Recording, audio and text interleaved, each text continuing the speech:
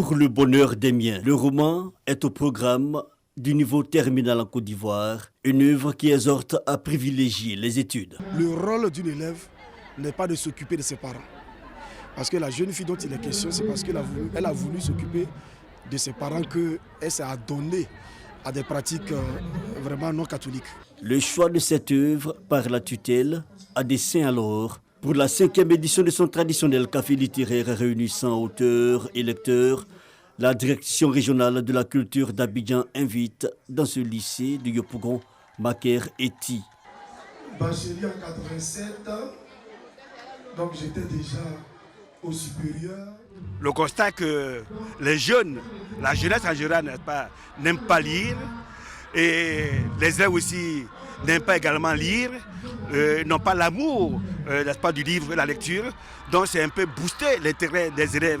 Un récital dont les mots et les lettres sont connus par cœur par ses élèves. Comme eux, grâce intègre bien l'essence de l'œuvre. Le roman, quand tu le lis, ça te donne des conseils.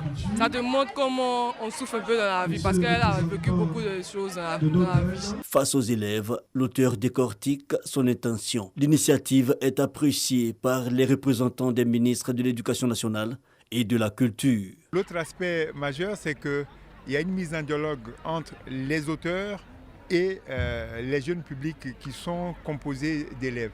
Donc c'est cette mise en dialogue-là qui permettra à notre pays de se reconstruire un nouveau public de lecteurs, un nouveau public de personnes qui vont défendre le livre demain. Maker Eti, auteur du roman Pour le bonheur des miens, est l'actuel président de l'Association des écrivains de Côte d'Ivoire. Elle est étudiante et quand elle enseigne, elle est toujours à l'école.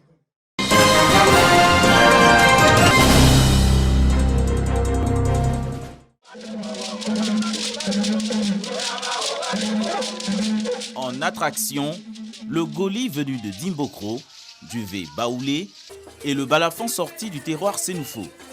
Une communion parfaite de ces danses avec celle d'Egban. Nous sommes au Festi Diego, un festival de la ville de Diego-Nifla qui se veut le creuset du vivre ensemble et de la promotion de la culture Gban.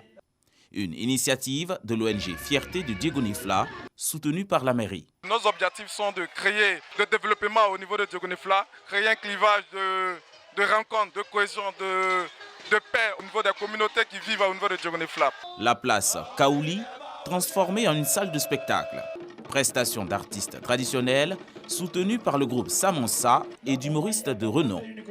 Tout est mis en place pour faire vivre un passage inoubliable aux visiteurs de Diego-Nifla, à la grande satisfaction de l'autorité municipale. Moi, en tant que maire de la commune, je suis soucieux de soutenir, de promouvoir, d'encourager toutes les initiatives qui sont dans le sens social, qui sont dans le sens de la cohésion. Nous voulons donc, à travers ce festival, raffermir la paix sociale ici à Diego-Nifla et montrer par la même occasion ce que Diego-Nifla a de potentialité en termes de culture. Le Festi Diego est à sa 2e édition.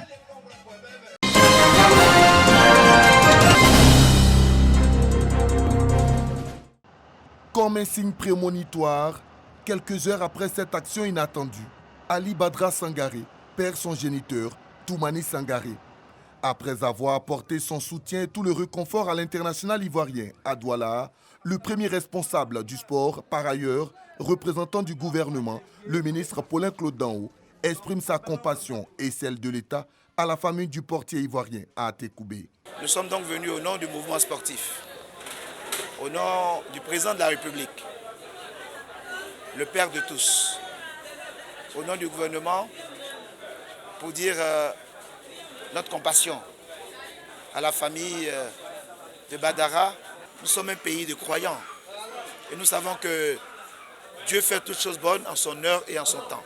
Le ministre de la Promotion des Sports et du Développement de l'économie sportive et sa délégation ont assisté à la prière mortuaire avant de se rendre au cimetière de Williamsville pour l'enterrement. Dao Paulin a profité de cette période douloureuse pour assurer l'ensemble du peuple ivoirien avant le dernier match des éléphants, prévu le jeudi, face à l'Algérie. Je peux vous donner l'assurance que c'est douloureux ce que nous vivons comme situation.